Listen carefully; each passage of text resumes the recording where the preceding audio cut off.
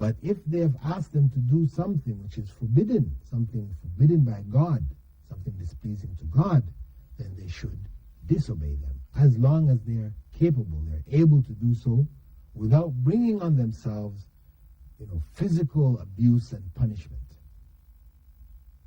But if they're receiving punishment but they can handle it, then better for them to handle it and continue to obey God. However, in the disobedience, it should be done in a proper fashion.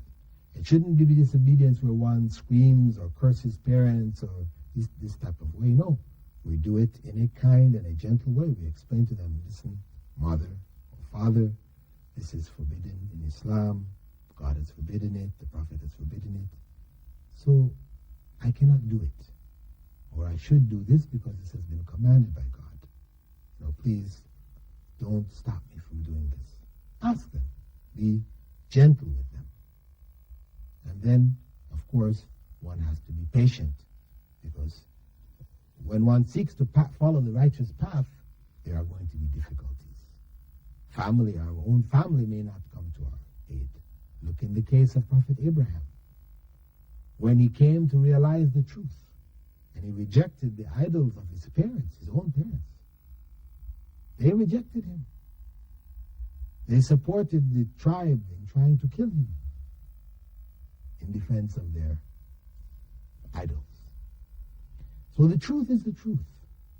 And we have to try to stand by it, no matter what. Hold on to that truth, regardless of whether our parents, our friends, our families, our nation dislikes us. If what we're doing is pleasing to God, this is the most important thing. Because our success in the next life depends on our ability to do what is required of us by God in this life. Let us go on now to another question from Sister Zubaydah in Dubai. She writes, Dear Dr. Bilal, I want to know about life after death, especially in the grave. This, of course, is a very big topic. The Prophet Muhammad, may God's peace and blessing be upon him, informed us, as well as Allah in the Quran, when you die, you take nothing from this world but your deeds. The Prophet said that three things follow a man to his graveyard: his wealth, his family, and his deeds. And two go away, and one remains with him. Wealth and family go away, and the deeds remain with him. Allah said, when a person dies, there is behind them a barzakh, a veil, which stops them from going back into this life and affecting anything in this life until the last day. So when a person leaves this world with death and enters into the world of the hereafter, there is no coming back. There's no affecting anything in this world. The Prophet ﷺ said that in terms of our deeds, when a person dies, they're cut off. No more deeds we can do. We only take benefit in three general circumstances. One, where we have left behind knowledge which people continue to benefit from. Two, where we have left behind a righteous deed of continuing benefit in terms of a charity, some kind of the thing done with our wealth. We built a mosque, we built a school, where this continues to benefit people. As long as it's benefiting people, then we continue to reap reward for it.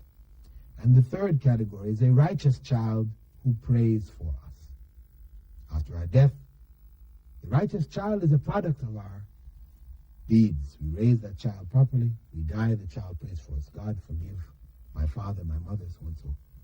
This is of benefit. Not as people do today, where on the 40th day they gather together and they divide up the Quran into 40 parts and give it out to different people, and each person, or 30 parts, and each person mumbles over a section, they don't know what they're reading, and then they ask in the end to give this reward to the dead person. No, this is not from Islam. These are innovative customs which have no basis in Islamic law, and they're not pleasing to God. Praying for the dead is pleasing to God.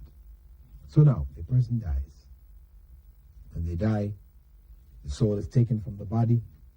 If it is a good soul, it is wrapped in a wrapping of musk. It's taken up into the heavens and is praised there, and it is returned to the body. If it is an evil soul, it is wrapped in an evil garment. It is taken up, but turned away from the heavens and cast back into the body. At that point, then angels come to them, sit up the person in the grave, and questions are asked. Who is your Lord?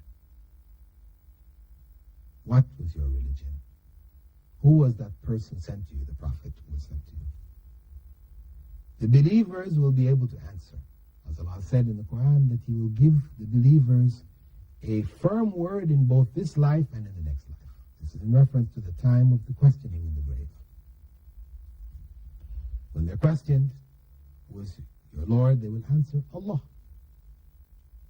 What is your religion? They will answer, Islam. Who was the prophet sent to you? They will answer, Muhammad or Moses or whoever was the prophet of their time.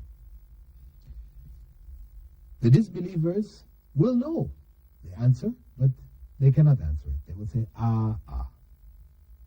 unable to answer, as if sign of what is to come. Then a window on paradise will be opened, and a bed from paradise will be spread out for them. They will lay on a bed. Winds from paradise passing over them until the time of resurrection. Those who are evil going to hell, a bed of fire will be set out from them, from the hellfire. And a window on the hellfire will be open, and the heat from the hellfire will continue over them until the time of judgment. At the time of judgment, they will be called back physically and spiritually together. Of course, the process which I described earlier is one which takes place not in the physical realm, because of course one will ask, what of the person whose body is burnt, as is the custom, for example, amongst Hindus, or it's left for the vultures to eat. Vultures come and eat it, as is the custom amongst the Zoroastrians or the Parsis. Or they fell off a ship, and a shark ate up their bodies. Bodies are spread out amongst the different sharks. Or a variety of different things happen. The body is disintegrated. How are they questioned in the grave? Because the grave is a state. It is not a physical reality in the sense that you dig up the grave and you'll find a person sitting up and the angels ask him. No, this is a state. They've entered into the next world, which is an invisible world to this world. And they're questioned in that world on a spiritual level. There is a connection which remains with the body and the elements of the body, so that when the time comes when they're called, they all come back together again. But that connection is something beyond our comprehension, our ability to identify.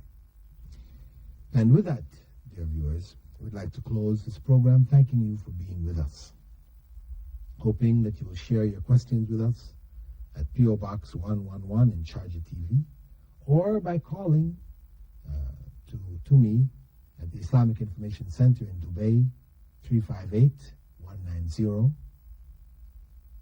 And we hope to hear from you, and we hope to see you in the coming programs, and we hope that you keep us in your prayers.